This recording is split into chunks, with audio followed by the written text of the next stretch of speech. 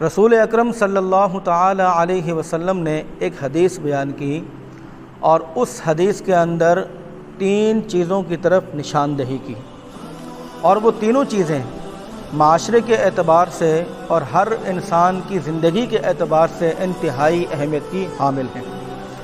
اللہ کے رسول علیہ الصلاۃ والسلام فرماتے ہیں، یہ حدیث کا پہلا ٹکڑا ہے، من کان یؤمن باللہ والیوم الآخر فلیکرم ضیفہ۔ جو شخص اللہ پر اور قیامت کے دن پر یقین رکھتا ہے، اسے چاہیے کہ اپنے مہمان کی تواضع کرے، اپنے مہمان کی مہمان نوازی کرے۔ مہمان کے گھر میں آنے پر اپنے چہرے کے تأثرات کو تبدیل نہ کرے، اپنے ماتھے کی سروٹوں کو تبدیل نہ کرے، اپنے لہجے کی ٹون کو تبدیل نہ کرے، بلکہ خندہ پیشانی کے ساتھ اپنے مہمان کا استقبال کیا جائے اور جتنا آسانی سے ہو سکے مہمان کی تواضع کی جائے۔ سامعین محترم، آپ جانتے ہیں رسول اکرم صلی اللہ تعالی علیہ وسلم کا دور وسائل کے اعتبار سے انتہائی کمزور تھا۔ صحابہ کرام رضوان اللہ علیہم اجمعین ایک کھجور کے دانے کو، کھجور کی گٹلی کو چوس چوس کر کئی دن جو ہے وہ گزار دیا کرتے تھے، اور کئی دفعہ ایسا ہوتا کہ فقر و فاقے کا بادل صحابہ کرام کے سروں کے اوپر منڈلاتا رہتا، لیکن اس کے باوجود دل امیر ہوا کرتا تھا، اگرچہ وسائل کی کمی تھی۔ صحابہ کرام رضوان اللہ علیہم اجمعین کے متعلق کہا گیا، وَيُؤْثِرُونَ عَلَىٰ أَنفُسِهِمْ وَلَوْ كَانَ بِهِمْ خَصَاصَةٌ۔ کاش کہ یہ صفت، یہ خصلت ہر مومن کے اندر پیدا ہو جائے۔ خود بھوکے رہا کرتے تھے لیکن اپنے ساتھیوں کو کبھی بھوکا نہیں چھوڑا کرتے تھے۔ ہماری کیا مجال اور کسی انسان کی کیا مجال کہ وہ کسی کو کھلا سکے یا کسی کو پلا سکے؟ یہ تو اللہ کی مہربانی ہے کہ اللہ نے آپ کے گھر کو اس قابل سمجھا کہ کوئی آتا ہے آپ کے گھر سے کھاتا ہے اور پی کر چلے جاتا ہے۔ وما من دابۃ فی الارض الا علی اللہ رزقھا، ورنہ رزق کی ذمہ داری تو اللہ پاک نے اپنے ذمہ لے رکھی ہے۔ تو لہذا مہمان کے آنے پر اپنے چہروں کے تأثرات کو تبدیل نہ کیا کریں، بلکہ ہنسی خوشی اس کا استقبال کیا کریں۔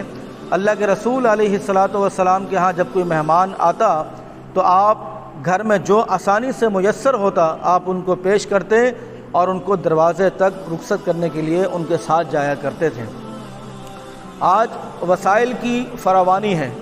مال و اسباب کی فراوانی ہے، تقریباً ہر گھر کے اندر فریج موجود ہے اور فریج کے اندر کثیر تعداد کے اندر خوراک لدی ہوئی ہیں، کھانے پینے کا سامان محفوظ ہوا ہے، لیکن جب کوئی مہمان گھر میں آتا ہے تو سمجھ نہیں آتی، پریشان ہو جاتے ہیں کہ مہمان کو کیا کھلائیں، مہمان کو کیا پلائیں، کیونکہ دل جو غریب ہو گیا ہے۔ وسائل بے تحاشا، مال و اسباب بے تحاشا، لیکن دل اس بات کی اجازت نہیں دیتا کہ مہمان کو کیا کھلایا جائے۔ حدیث کا دوسرا ٹکڑا، وَمَنْ كَانَ يُؤْمِنُ بِاللَّهِ وَالْيَوْمِ الْآخِرِ فَلْيُحْسِنْ إِلَىٰ جَارِهِ۔ اللہ کے رسول نے فرمایا کہ جو شخص اللہ پر اور قیامت کے دن پر یقین رکھتا ہے اسے چاہیے کہ اپنے پڑوسی کا خیال رکھے۔ لیکن سامعین محترم، بدقسمتی سے ہمیں تو یہ بھی معلوم نہیں ہوتا کہ ہمارا پڑوسی ہے کون۔ ہم اپنے پڑوسی کو جانتے ہی نہیں، اپنے پڑوسی کو ہم پہچانتے ہی نہیں، اور وہ شخص مہربانی کر کے ایمان کی تسبیح پر یا تسبیح کے دانوں پر ایمان کا رٹا نہ لگائے، وہ شخص ایمان کا دعویٰ نہ کرے کہ جس کے متعلق اللہ کے رسول نے فرمایا کہ لیس المؤمن بالذی یشبع وجارہ وجائع الی جنبہ۔ خود تو سیر ہو کر کھاتا ہے، خوب پیٹ بھر کے کھاتا ہے، اور بغل میں اس کا پڑوسی بیچارہ بھوکا سوتا ہے، اور پھر یہ ایمان کا بھی دعویٰ کرتا ہے۔ حدیث کا تیسرا ٹکڑا، اللہ کے رسول فرماتے ہیں، وَمَنْ كَانَ يُؤْمِنُ بِاللَّهِ وَالْيَوْمِ الْآخِرِ فَلْيَقُلْ خَيْرًا أَوْ لِيَسْكُتْ۔ تم میں سے جو شخص اللہ پر اور یوم آخرت پر یقین رکھتا ہے اسے چاہیے کہ جب بھی وہ بات کرے تو اچھی بات کرے،